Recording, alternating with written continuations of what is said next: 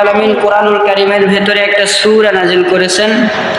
সূরাটার নাম হইতেছে সূরাতুর রহমান। কি নাম? সূরা রহমান। রহমান নামটা কার নাম? আল্লাহর নাম। কার নাম? আল্লাহর নাম।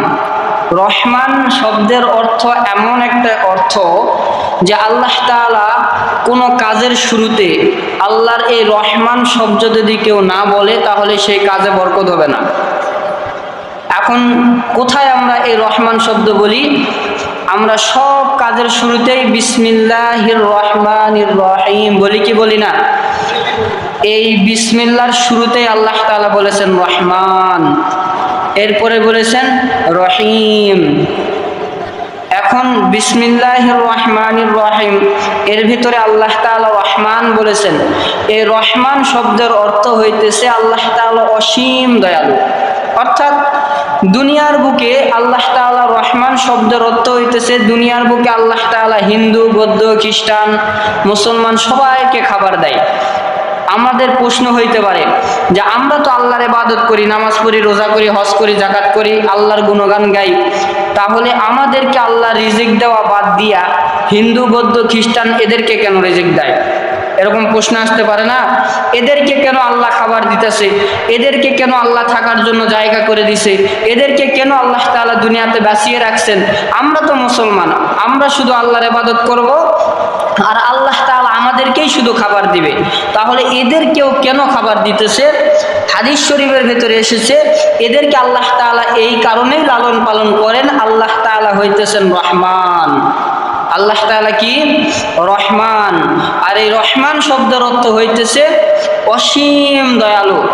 অসীম শব্দের ব্যাখ্যা আল্লামা জালালাইন রাহিমাহুল্লাহ তাআলা তিনার কিতাবের ভিতরে বলেন, অসীম দয়ালু তো তাকেই বলা হয় যিনি তিনার শত্রুকেও সাহায্য করেন, বন্ধুকেও সাহায্য করেন, ভাইকেও সাহায্য করেন, হিন্দুদেরকেও সাহায্য করেন।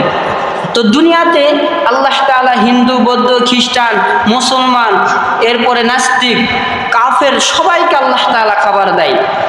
এই কারণেই আল্লাহ তাআলা বিসমিল্লাহর শুরুতেই রহমান শব্দটি আগে নিয়ে আসছেন। রহমান শব্দকে আগে নিয়ে এসেছেন। রহিম শব্দ তো আগে আনতে পারতো, তাই না? কিন্তু আল্লাহ তাআলা বলেন রহিম শব্দের অর্থ হইতেছে পরম করুণাময়।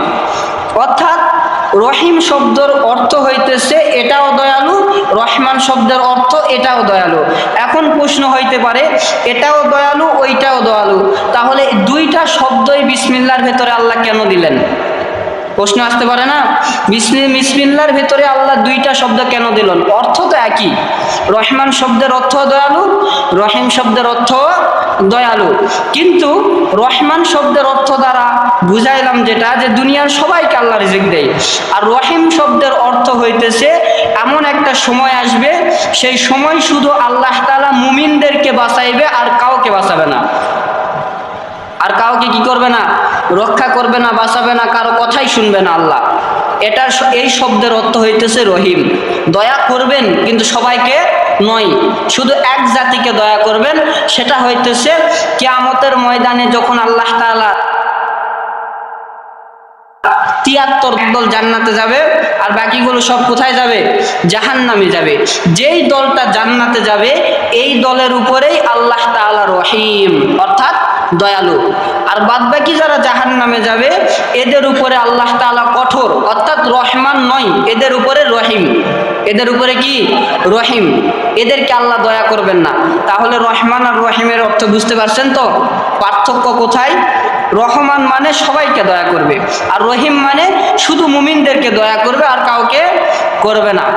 তো আল্লাহ তাআলা এই রহমান নামে একটা সূরা কোরআন শরীফের ভিতরে নাজিল করছে। নাম শুনছেন না আপনারা? সূরাতুল রহমান।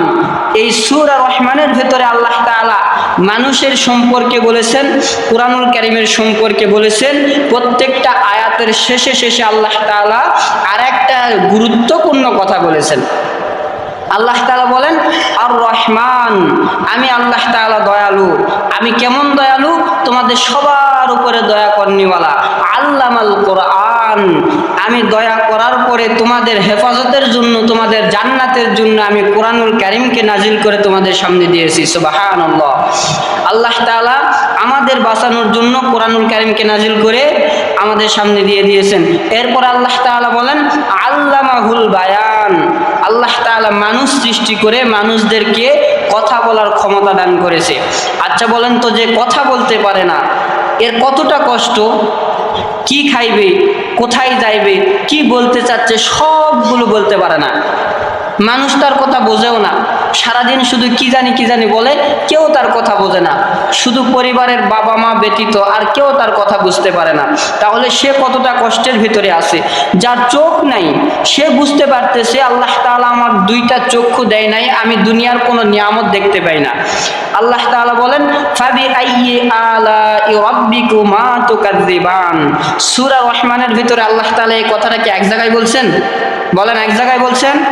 প্রত্যেকটা আয়াতের শেষে কি বলেছেন?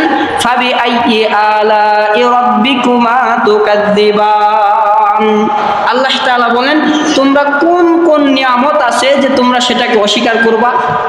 এমন দুনিয়ার বুকে কি কোনো নিয়ামত আছে যে নিয়ামতকে তোমরা অস্বীকার করবা যে আমি আল্লাহ তোমাদেরকে দেইনি?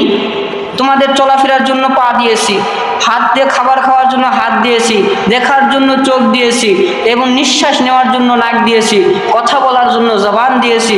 তোমাদের শরীরের ভিতরে প্রত্যেকটা অঙ্গ তো দিয়েইছি। আবার দুনিয়াতে বেঁচে থাকার জন্য আমি আল্লাহ তাআলা হাজার রকমের রিজিকের ব্যবস্থা করে দিয়েছি। সুবহানাল্লাহ।